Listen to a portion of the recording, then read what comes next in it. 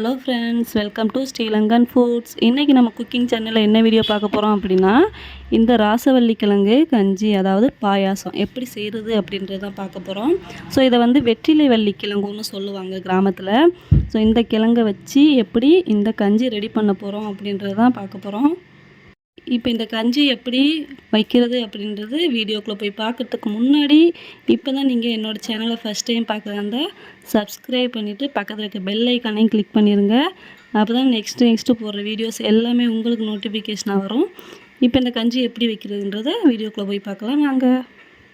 So இந்த கிழங்கோட name தான் ராசவள்ளி கிழங்கு அப்படின்னு சொல்லுவோம், இல்லைனா வெற்றிலை வள்ளி கிழங்குன்னு சொல்லுவோம்.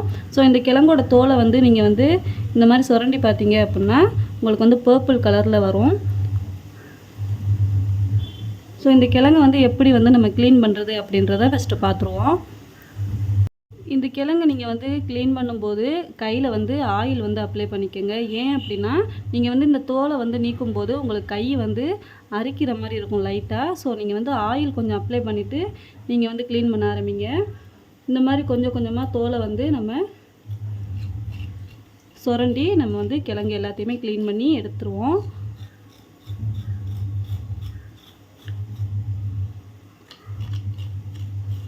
ஸோ நான் க்ளீன் பண்ணிவிட்டு நான் உங்களுக்கு காமிக்கிறேன். ஸோ நம்ம வந்து எடுத்த கிழங்கை வந்து தோல் சீவி வாஷ் பண்ணிவிட்டு நம்ம வந்து இந்த மாதிரி பீஸ் போட்டு கட் பண்ணி வச்சுக்கோங்க. நீங்கள் வந்து தோலை சீவுனதுக்கப்புறம் கழுவும் போது உங்களுக்கு வந்து வலுவலுன்னு இருக்கும் இந்த கிழங்கு, வெட்டுறதுக்கு கொஞ்சம் கஷ்டமாக தான் இருக்கும். ஸோ இந்த மாதிரி பீஸ் போட்டு வச்சுக்கோங்க. ஸோ இப்போ இந்த ராசவள்ளி கிழங்கு கஞ்சி வைக்கிறதுக்கு முன்னாடி இதுக்கு என்னெல்லாம் பொருள் வந்து நமக்கு தேவைப்படுது அப்படின்றத ஃபஸ்ட்டு பார்த்துருவோம். அதுக்கப்புறம் நம்ம வந்து கஞ்சியை வச்சுருவோம். இப்போ இந்த ராசவள்ளி கிழங்கு கஞ்சியோ இல்லை பாயாசமோ செய்கிறதுக்கு நம்மளுக்கு வந்து தேவையான பொருள் என்ன அப்படின்னு பார்த்தீங்கன்னா, நம்மளுக்கு தேங்காய் பால் வந்து ரொம்ப ரொம்ப முக்கியம். ஸோ நான் வந்து பால் தனியாகவும் 2வது 3வது பால் தனியாகவும் எடுத்து வச்சுருக்கேன். அதுக்கப்புறம் பார்த்தீங்கன்னா ஜீனி வந்து உங்களுக்கு இனிப்புக்கு ஏற்ற மாதிரி நீங்கள் வந்து சேர்த்துக்கோங்க. ஸோ எவ்வளோ ஜீனி வந்து தேவைப்படுதோ அந்த அளவுக்கு எடுத்துக்குவோம். கொஞ்சமாக ஏலக்காய் தூள். இந்த ஏலக்காய் தூள் வந்து வாசத்துக்காக தான் சேர்க்குறோம். ஸோ உங்களுக்கு வேணும்னா நீங்கள் வந்து சேர்த்துக்கோங்க, இல்லாட்டி வேணாம். அதுக்கப்புறம் லைட்டாக உப்பு வந்து தேவைப்படும். ஏன்னா நம்மளுக்கு வந்து ஒரு ஸ்வீட் செய்யும்போது அதில் வந்து கொஞ்சமாக சால்ட்டு சேர்த்துக்கிட்டால் ரொம்பவே நல்லாயிருக்கும். ஸோ கொஞ்சமாக நம்ம வந்து உப்பு சேர்க்க போகிறோம். ஃபஸ்ட்டு இந்த மாதிரி ஒரு அகலமான பாத்திரத்தை எடுத்துக்கோங்க. ஸோ நம்மளுக்கு வந்து கிழங்கு அவிய வைக்கிறதுக்கு ஏற்ற மாதிரி எடுத்துக்கோங்க. அதில் வந்து இந்த கிழங்கு எல்லாத்தையுமே நம்ம சேர்த்துருவோம். இப்போ இந்த கிழங்கு வேக வைக்கிறதுக்கு தேவையான தண்ணி வந்து சேர்த்துக்குவோம். தண்ணி வந்து நம்ம அதிகமாக சேர்க்கக்கூடாது, இந்த கிழங்கை விட கொஞ்சம் மேலே நிற்கணும், அந்த மாதிரி சேர்த்துக்குவோம். ஸோ பாருங்கள், கிழங்குக்கு மேலே வந்து நம்மளுக்கு தண்ணி வந்துருச்சு. ஸோ இந்த அளவுக்கு தான் நம்ம வந்து தண்ணி சேர்க்கணும், ரொம்ப அதிகமாக சேர்த்துடக்கூடாது. இதை வந்து இப்போ எடுத்து வேக வச்சுருவோம். அடுப்பில் வந்து வேக வச்சாச்சு. இதை வந்து ஒரு மூடி போட்டு மூடி வச்சுருவோம். நீங்கள் வெந்துட்டுருக்கும்போது இந்த நுரையாக வருது பார்த்திங்களா மேலால், இந்த நுரையெல்லாம் நீங்கள் வந்து எடுத்துருங்க. ஸோ நீங்கள் ஃபஸ்ட்டு வர நுரையை மட்டும் எடுத்தால் போதும், அதுக்கப்புறம் வர்றதெல்லாம் நீங்கள் எடுக்கணும்னு அவசியம் இல்லை.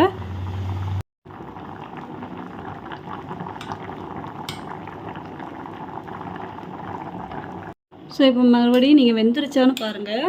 இந்த கிழங்கு வெந்துருச்சு அப்படின்னா நீங்கள் வந்து இது எல்லாத்தையுமே மசிச்சு எடுக்கணும். ஸோ வெந்துருச்சா இல்லையான்ட்டு நீங்கள் வந்து கையை வச்சு அமுக்கி பார்த்தாலே தெரிஞ்சிடும். ஸோ கிழங்கு வந்து நல்லா வெந்துருச்சு. இப்போ நீங்கள் அடுப்பை ஆஃப் பண்ணிவிட்டு இதை வந்து நல்லா மசிச்சு கட்டி இல்லாமல் மசிச்சு எடுக்கணும். இந்த கிழங்கு வந்து நல்லா கட்டி இல்லாமல் இந்த மாதிரி மசிச்சு விட்டுக்கோங்க. மசிக்க கஷ்டமாக இருக்குது அப்படின்னா மிக்சியில் போட்டு ஒரு சுற்றி எடுத்துருங்க.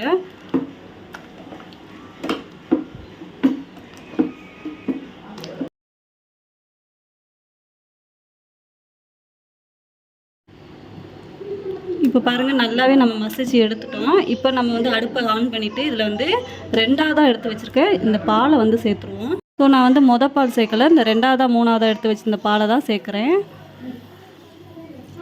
இதை வந்து இப்போ நல்லா மிக்ஸ் பண்ணி விட்ருங்க. ஸோ இந்த பாலோட இந்த வந்து கிழங்கு வந்து நல்லா மிக்ஸ் ஆகணும், நல்லா மிக்ஸ் பண்ணி விட்ருங்க. இப்போ இதில் வந்து கொஞ்சமாக உப்பு போட்டுருவோம். ஸோ கொஞ்சமாக சேர்த்துக்கிட்டாலே போதும். உப்பு சேர்த்ததுக்கப்புறம் இந்த கஞ்சியை நல்லா மிக்ஸ் பண்ணி விடுங்க. உப்பு வந்து எல்லா இடத்துலையும் படுற மாதிரி நல்லா மிக்ஸ் பண்ணிகிட்டே இருங்க.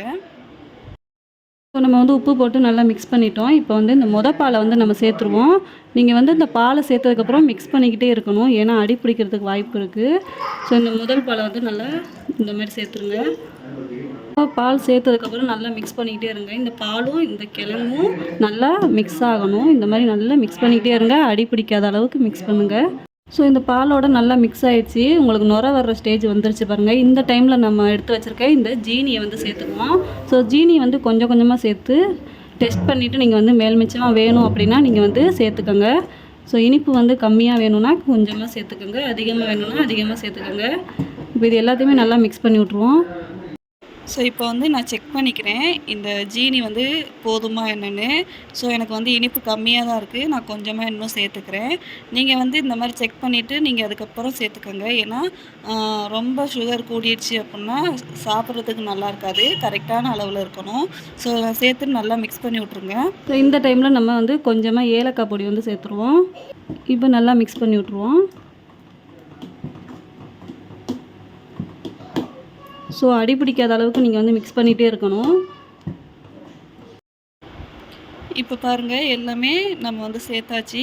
இந்த கஞ்சி நல்லா கொதிக்க ஆரம்பிச்சிச்சு. ஸோ இந்த டைமில் வந்து நம்ம அடுப்பை ஆஃப் பண்ணிடுவோம். ஸோ ஆஃப் பண்ணிவிட்டு ஆறுனதுக்கப்புறம் இதை எடுத்து சர்வ் பண்ணுவோம். ஸோ இதை வந்து நான் இன்னொரு பாத்திரத்தில் மாற்றினதுக்கப்புறம் உங்களுக்கு காமிக்கிறேன் பாருங்கள். ஸோ அவ்வளோதாங்க, நம்மளுக்கு இந்த ராசவள்ளி கிழங்கு கஞ்சி ரெடி ஆயிடுச்சு. ஸோ இதை வெற்றிலை வள்ளி கிழங்குன்னு சொல்லுவாங்க. இந்த மாதிரி கஞ்சி வந்து நீங்கள் குழந்தைங்களுக்கு செஞ்சு கொடுக்கும்போது ரொம்பவே விரும்பி சாப்பிடுவாங்க. ரொம்ப ரொம்ப சத்துக்கள் நிறைஞ்சது தான் இந்த ராசவள்ளி கிழங்கு. ஸோ அந்த கிழங்கை வந்து இந்த மாதிரி கஞ்சியாக வச்சு நீங்கள் கொடுக்கும்போது ரொம்ப விரும்பி சாப்பிடுவாங்க. இந்த வீடியோ உங்களுக்கு பிடிச்சிருந்துச்சு அப்படின்னா லைக் பண்ணுங்கள், கமெண்ட் பண்ணுங்கள், ஷேர் பண்ணுங்கள், சப்ஸ்கிரைப் பண்ணிவிட்டு பக்கத்தில் இருக்க பெல் ஐக்கானையும் கிளிக் பண்ணிக்கோங்க. அப்போ தான் நான் நெக்ஸ்ட்டு போடுற குக்கிங் வீடியோஸ் அண்ட் டிப்ஸ் எல்லாமே உங்களுக்கு நோட்டிஃபிகேஷனாக வரும். தேங்க்யூ.